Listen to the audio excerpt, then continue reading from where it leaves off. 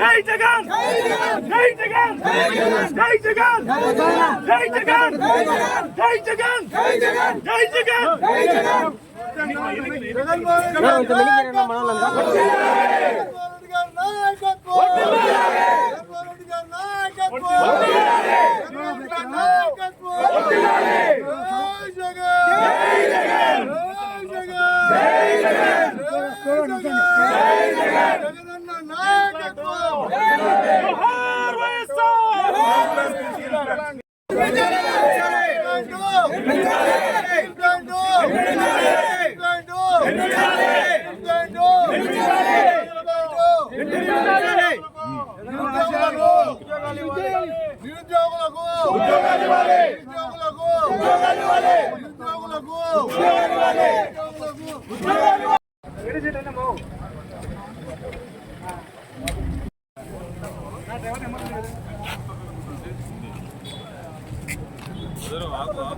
ఇట్ల సైడ్ పోతున్నా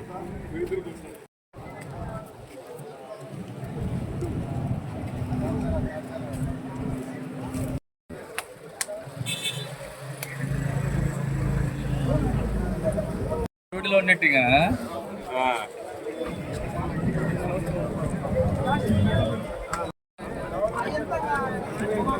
పనులు అంటే మామూలు ఉన్నాయా?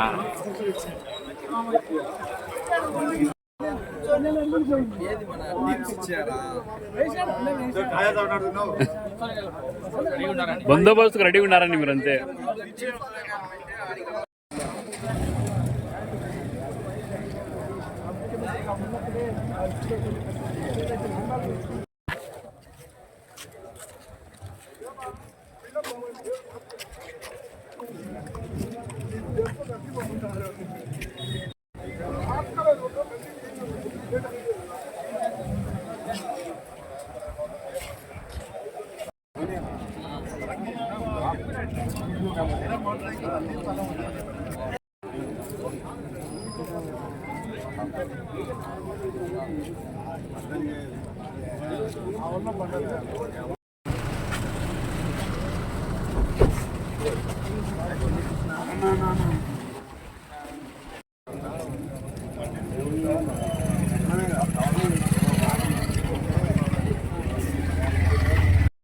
ये पढ़ना पाया पता है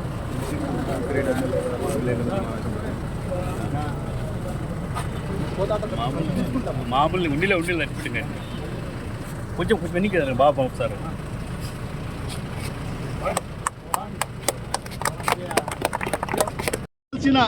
ఏదైతే స్పెషల్ కేటగిరీ స్టేటస్ మరియు ఉక్కు పరిశ్రమ కూడా నీ స్వార్థ ప్రయోజనాల కోసం తాకట్టు పెట్టావు. నీ స్వార్థ ప్రయోజనాల కోసం, నీ రాజకీయాల కోసం ఈ రాష్ట్రానికి రావాల్సిన ప్రత్యేక హోదాను మరి కడప స్టీల్ ప్లాంట్ ని తాకట్టు పెట్టడం జరిగింది.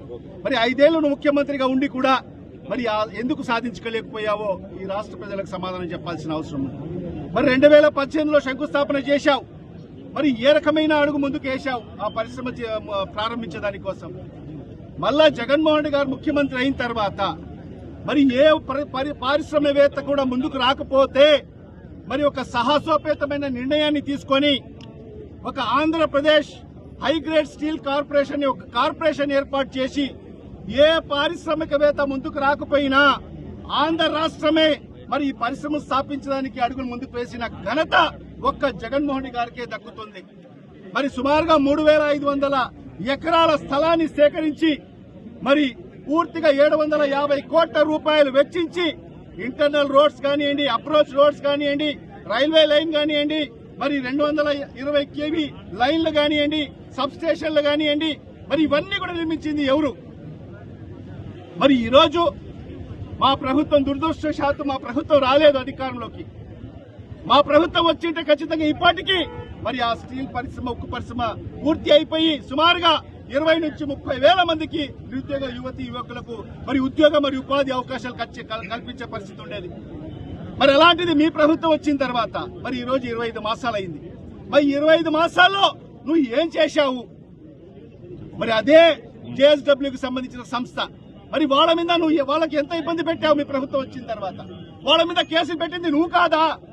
ఇది ప్రజలకు సమాధానం చెప్పాలి. ఈ రాయలసీమ ప్రాంతానికి ప్రజలకు సమాధానం చెప్పాల్సిన అవసరం ఉంది.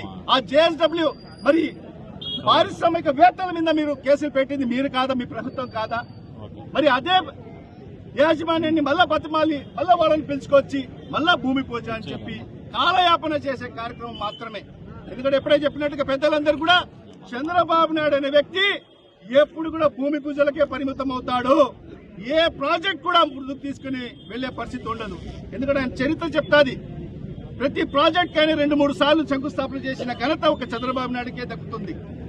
మరి అలాంటి జగన్మోహన్ రెడ్డి గారు ఎంతో చిత్తశుద్ధితో మరి ఆ ప్రాజెక్ట్ ప్రారంభిస్తే మరి ఈ 25 మాసాల్లో దాన్ని నిర్వీర్యం చేసి మరి ఈ రోజు ఆ ఇన్ఫ్రాస్ట్రక్చర్ అంతా కూడా నేనే నిర్మించాను అని చెప్పి ఈ రోజు గొప్పలు చెప్పుకునే దానికోసం మళ్ళా రేపు 3వ తేదీ అక్కడికి వచ్చి భూమి పూజ కార్యక్రమం పెట్టి మరి ప్రజలకు అందరికీ చూపించే కార్యక్రమం చేస్తున్నాం. క్రెడిట్ చోరీ చేసేదానికి మరి ఈ రోజు పూనుకోవడం జరుగుతుంది. ఖచ్చితంగా ఆ క్రెడిట్ నీకు రాకూడదని చెప్పి ఈ రోజు వైఎస్ఆర్ కాంగ్రెస్ పార్టీ నాయకులైన మేమందరం కూడా మా నాయకుడు శ్రీ వైఎస్ జగన్మోహన్ రెడ్డి గారు అధికారంలో ఉన్నప్పుడు ఏం ఇన్ఫ్రాస్ట్రక్చర్ క్రియేట్ చేశారో అవన్నీ కూడా ఈ రాష్ట్ర ప్రజలకు చూపించాలని చెప్పి ఆలోచనతోనే ఈ రోజు మేము ఆ స్టీల్ ప్లాంట్ ని పర్యటన పెట్టుకోవడం జరిగింది. దాన్ని కూడా ఈ రోజు పోలీసులు పెట్టుకుని ఈ రోజు అడ్డుకునే ప్రయత్నం చేస్తున్నాం. అంటే పోలీసులను పెట్టుకుని మరి ఈ రోజు ఈ ప్రభుత్వం నడుస్తుంది. పోలీసు లేకపోతే ఈ ప్రభుత్వం లేదు అని స్పష్టంగా తెలుస్తున్న పరిస్థితి. అసలు ప్రజాస్వామ్యం ఉందా? ప్రజాస్వామ్యంలో ఎవరైనా నిరసన తెలిపే హక్కు ఉంటుంది, ఎవరైనా అడిగే హక్కు ఉంటుంది. మరి అలాంటి ఎవరైనా ప్రశ్నించే వాళ్ళ కొంతన్ని కూడా నొక్కే ప్రయత్నం జరుగుతా ఉంది ఈ రాష్ట్రంలో. ఖచ్చితంగా దీనికి మూల్యం ఖచ్చితంగా చెల్లించుకోక తప్పదని చెప్పి కూడా ఈ సందర్భంగా తెలియజేసుకుంటున్నాను.